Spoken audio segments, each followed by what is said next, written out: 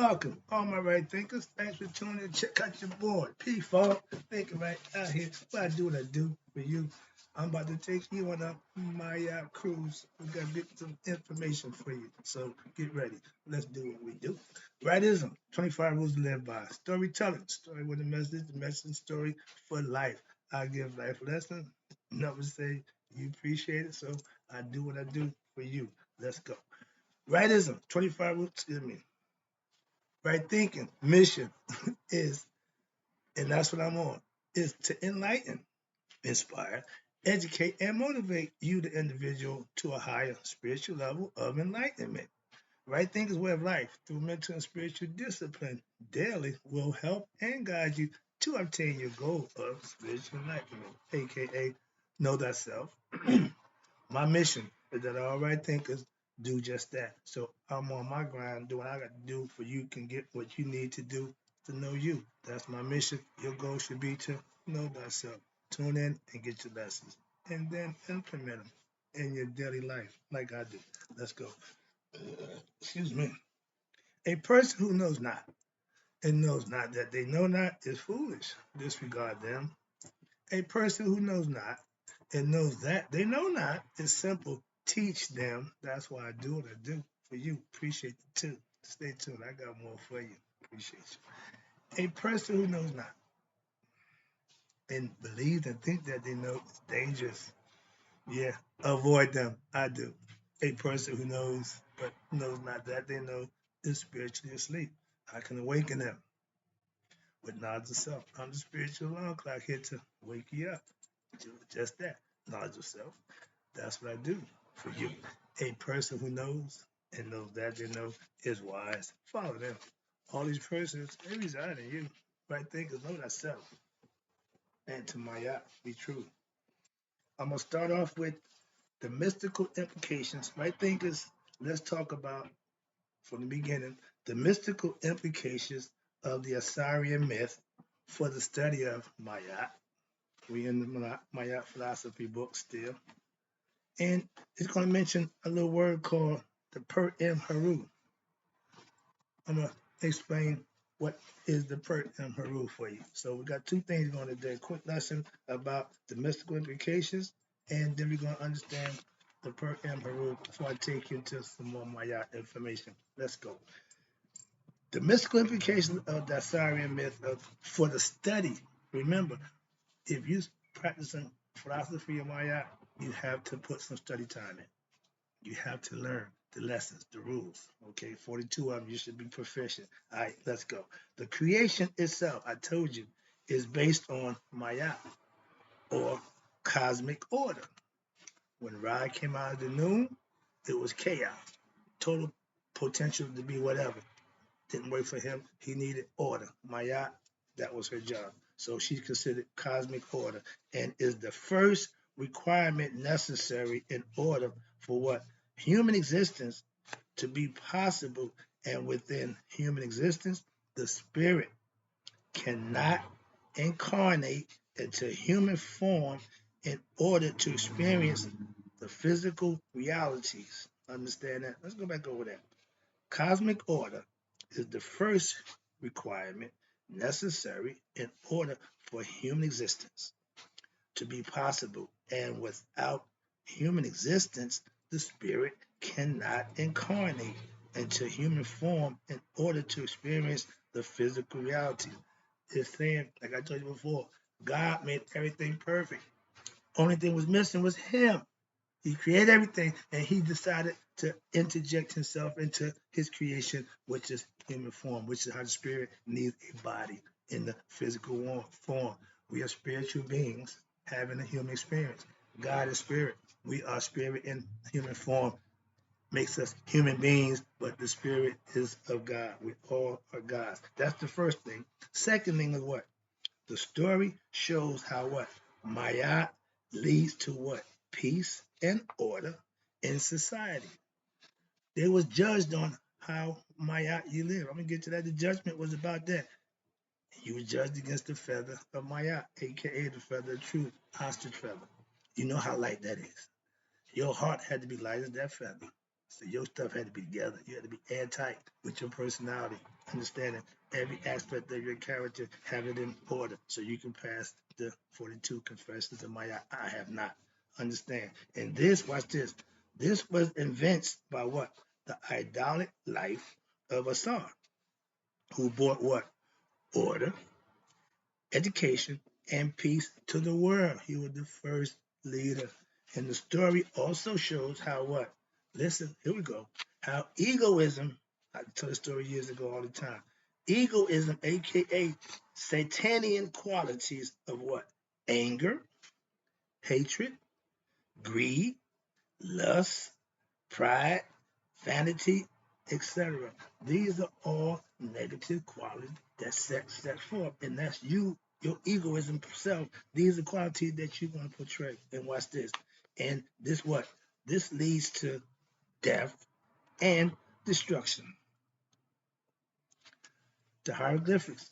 I don't read a lot of them, but I do know the hieroglyphic for Set.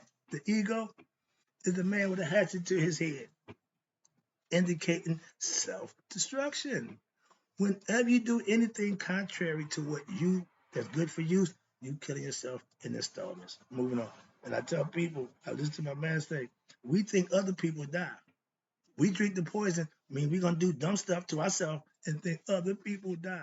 That's profound. So watch this. That leads to what? Destruction. Thus, what saves you? You ready? I just gave you this lesson. Virtuous living. What saves you from death and suffering? Virtuous living. Living according to what? The principles. When you have principles, ethics, and morals, they hold you to another standard. Watch this. The principles of Maya engenders what? Life, prosperity, while Satanian living, egoistic, leads to what? Sorrow again and death. The ego is destructive, self-destructive. It don't care about you. It destroys itself. So if you let that lead in you, that's what's going on in that aspect. Let me wrap this up right quick. So every human being experiences. Whoa. Too fast. I got one more thing. Let me break down a quick lesson.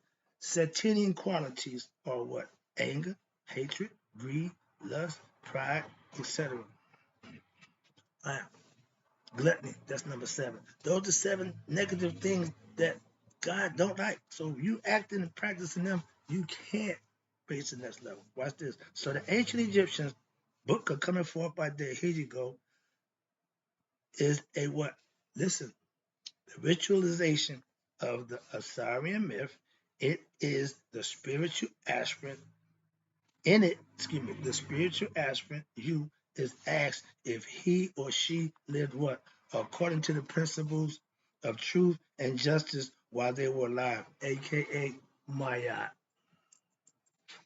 If so, watch this. Now, if you live Maya, they would be worthy of what? Discovering the heights of spiritual evolution. If not, what'll happen? They will experience, you ready? Suffering in the astral plane. From here, not of here, but in here, in between the astral and the casual. Okay, astral meaning you ain't going up. Why? If you stop here, stop on the second floor, my man, you going back. If you go to the elevator stop, you know what that means? Like Scooby Doo, roll, yeah, you going back. The idea was this: from the astral plane of existence, and what happens then?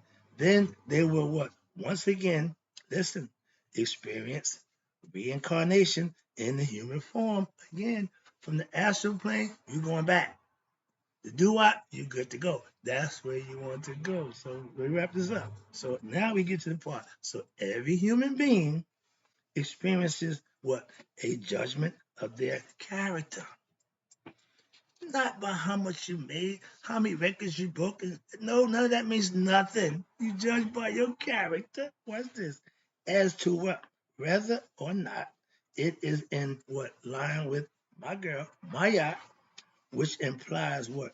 Growth in spirituality, or with the forces of darkness, ignorance, and evil, which implies what? Sin, and causes what? pain to what? Self and others. So this judgment is the subject of the ancient Egyptian book of coming forth by day. And that's what we call the Pert and Heru. From that lesson, I'll slide right over here to the next one. Well, what is the Pert and Heru, or the book of the dead, coming forth by day by night? Bam. Let's go. I like that transition. Oh, that's a good segue. Slide over. What is the Pert and Heru? The resurrection of Asar, that's the famous story, and his what? Reincarnation in the form of who? Heru is a symbol for resurrection, which nobody thought was possible. Okay, which must occur where? In the life of who? Every human being. It don't say one. It says every human being. Symbolically, we all have to go through the reincarnation. In this manner, what happens? The story of the Siren Trinity. Asar, Aset, Heru, gave that lesson. It holds, man, this thing is hot. It holds what? Esoteric, aka hidden teachings, which, when understood, the underlying truth, and properly practiced, lived it daily, what happen? Will lead to spiritual enlightenment. That's the goal for all right thinkers. That's what you want, to become spiritually enlightened by learning the lesson, living for yourself, manifesting, and you will become spiritually enlightened. You will know you and God too. Now watch this. The teachings, the main purpose of the teachings of mystical spirituality is what? Are contained, where they at? They are contained in the most ancient writings of Egypt.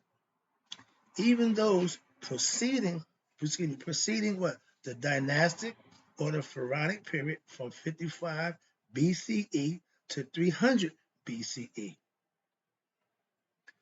When y'all hear about Egypt, and I listen, I pay attention, they always start at 32 BCE. That's the Ptolemy period. That's when the Greeks that came in and took over. Your boy, what's his face? Alexander Numbnuts. Okay, but they don't tell you nothing about before that. We live by Mayat. We had a philosophical concept that we lived by before they came in. That's what we were doing. Excuse me. So all of them, watch this, and all of them contain what? Some portion of what? The Assyrian myth, and refer to the religious practitioner by their male or female, be they male or female, as what? The Asar. The most extensive expositions of the philosophy may be found where? In the writings, here we go, which have in modern times been referred to as the Egyptian Book of the Dead. But it's really old utterance and condemnations that they live by, that they uttered before they went to. They didn't know people were going to dig up their grave and read their that's like people reading your diary, your personal diary. That's what it was about. Watch this. And they made a whole living off of that. Watch. Everybody dug up. They knew there was going to be a book in there. Okay? Somebody leaving something behind. Watch this. Now, the Book of the Dead, because they found it, that ain't the name of the book. That's what they call it, because they found it in the burials, the tombs of the people that was dead. Hence, Book of the Dead. It's really called the Pert and Heru, the book of coming forth by day. That means becoming enlightened, knowing who you are. This is what the kick is all about. This is what I'm trying to explain to you. And the Book of the Dead was originally known, again, as the Pert and Heru, or Ru Pert and Heru, by the ancient Egyptians, which is translated as the utterance for going forth into the light. They tell you when it's dark, go towards the light. Okay, that's where that concept comes from. But they meant light of intellect, not light when you go into the darkness. I say, go to the darkness. Why? That's where we come from. Another lesson, but don't believe the light. That got a light, bro. All right. God, the perfect black. In Egyptian mythology, watch this. Heru, which is you. Heru not only means light, but also means day. Day implies what?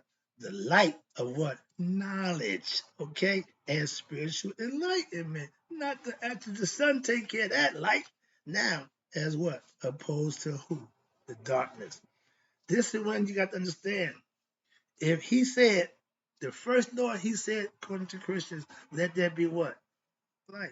What was it? If you're in the room and before they put lights on there, what you at? In the dark. So darkness just means not seeing nothing, no know nothing. Ignorance. So we use light and dark when it comes to seeing and not seeing, knowing and not knowing. That's the analogy that we use. And guess what? We got just as much dark as we got light. So your choice. Again, back to balance. So watch this. But light is opposed to darkness, which is what? Ignorance and human degradation. So in fact, day and light are two of the most what? Important attributes of the God. Heru and Ra. Wow. Don't Heru shine? Don't Ra shine? And who represents what? The highest. At 12 o'clock, Ra is at his highest point.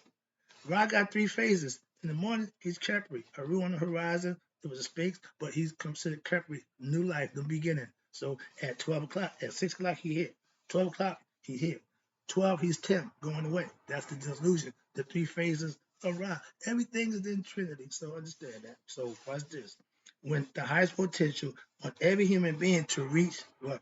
To be their best selves. This symbolism is what is reinforced by the fact that what? Both Heru and Ra utilized, you know what their symbol was? They say the hawk. I'm gonna leave it at that. I ain't even going there. I'm gonna keep them dealing lesson. Know why they did with the hawk? Because as an animal, the hawk, which is what? Swift and possess sharpness and clarity of vision. It can see from 2 miles above, a mile on the field. And guess what? It outflies every bird in the air.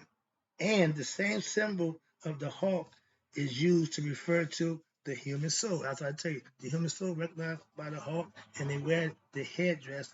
Ra, Heru, my man Osiris get his falcon head, hawk head in the afterlife. Okay, he's called Sokar. But these are all symbolical of the power of that bird's gifts. That's why they use it. When you use anthropomorphic form, we use the gift of that bird. And that same bird, if you in the air, he can get you. He outfly you. If you on land, he can see you and come and get you. If you in the water, you ain't safe. He go get you there too. So land, sea, and air, that's the original concept of the hawk. And watch this. This is why they use it as the symbol for your spirit, use it for Ra and his son. Thus, watch this. The text is directed toward what's listening.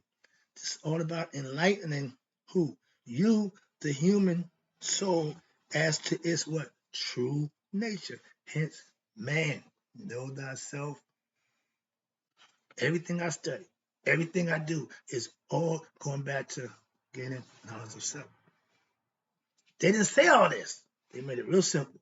I'm just covering all the bases to show you it all comes back to that same phrase.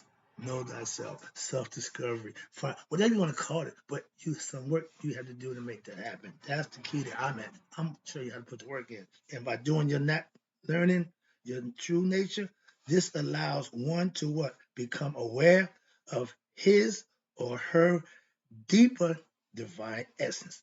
My man Ralph Smart, he said we gotta go deep. Why? The concept is we are the ocean. The deeper you go, the more you get. Why? That's where it's at. Okay. And they said deeper divine essence. That's God. That's within you. You got to find him. He's in there. You got to do is find him. So therefore, the title may also read more accurately, watch this, as the book of what? Coming forth by day, or the guide to becoming Heru. Spiritually enlighten yourself through what? Study, practice, and implementing the things that you learn, aka Maya philosophy in your term, right thinking. Okay? The writings were named for the Egyptian Book of the Dead by who? Watch this. By modern Egyptologists. These Egyptologists have obtained them how? From the modern day dwellers of the area of Northeast Africa who had found them where? Buried with the remains of the ancient Egyptian dead. Hence, Book of the Dead. In the interest of simplicity, consistency, and accuracy, the name Egyptian Book of Coming Forth by Day will be used throughout this text. Okay, we'll call it that from now on. I hate the Book of the Dead myself. Why? More importantly, with respect to the goal of what? obtaining spiritual enlightenment. That's the goal of all right thinkers. And what? The use of the title Egyptian Book of Coming Forth by Day over the Egyptian Book of the Dead has far more reaching psycho-mythological and hence a psycho-spiritual implications. Got a better connotation. I get that. And watch this. The word day represents light, knowledge, and rebirth, while the word dead brings images of what? Decay, destruction, and finality. They don't want that concept. Okay. So now, in addition, in the ancient Egyptian system, the aka mystery system of yoga and religion, there is no death.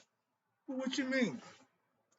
Only a transformation based on one's what? Actions, thoughts, and innermost consciousness when what? While living in this physical world.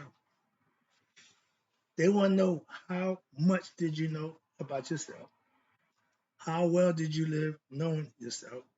And when it comes to judgment, this is what they're going to judge you by: your character, your actions, your ire. You reap what you sow. If you're a good person, you put good work out, you get good in return. You're a deceitful, sneaky person, which a lot of y'all are, but don't think nobody knows. So you are held accountable for that. That's all. Where we at? I'm almost done. Okay, last one. Down the pyramid. I'm big on the pyramids. The pyramid text and the book of coming forth by day are what? Similar in scripture and purpose. Again, to enlighten you. In fact, the origins of the latest versions of the book of coming forth by day, which were composed toward the end of ancient Egyptian civilization, can be traced to what? The earliest versions. The pyramid texts are hieroglyphic writings, again, contained in the pyramid tombs of the kings of the early dynastic period. Know how far back? 5000 BCE.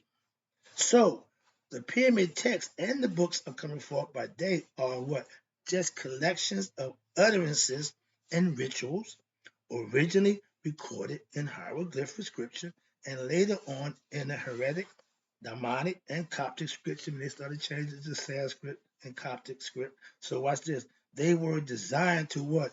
Lead you, the initiate, to what? Transform his or her what? Consciousness from ignorant to light, from a human to divine by what? Purifying the mind with what? Wisdom about what? About Panetta, aka God, or your transcendental supreme being, or your transcendental supreme self, which is what? And the netters, which are divine forces in the universe. Each of these constitutes what? Major treatises of ancient Egyptian mystical philosophy, and together constitutes an advanced, watch this, holistic, self-healing system of spiritual development comparable to what? The Yogi Vedanta philosophy in India, pretty much the same thing. All of these have what? As their main purpose is what? To effect the union of the consciousness of each individual human being with the transcendental self of the supreme being, knowing thyself and God to be one. That's your higher self, your true self, wrapping it up with what? Over a long period of time, which is over 5,000 years, again, of the ancient Egyptian dynastic civilization, which what? Lasted over 5,000.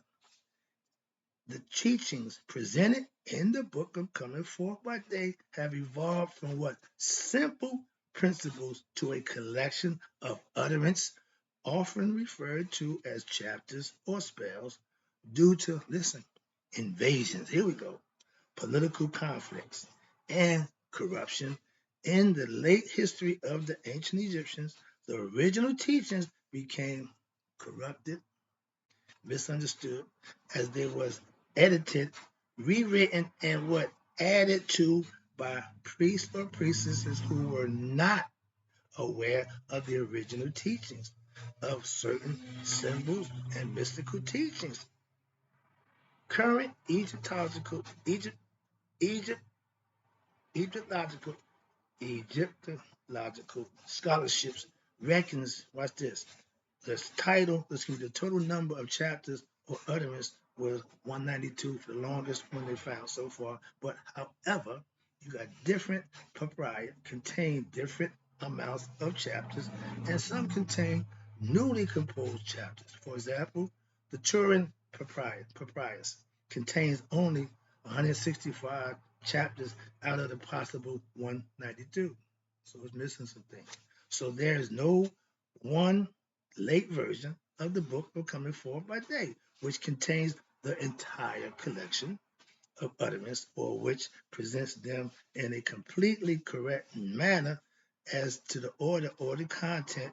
There it is possible to trace what the teachings given in the earlier times to the utterance presented in the later texts. Some of these later texts, especially those containing chapters from 1, they got a bunch of them here, up to 178, along with what? Their vignettes, they got pictures that go with them, specifically those that relating to the founding myth of what?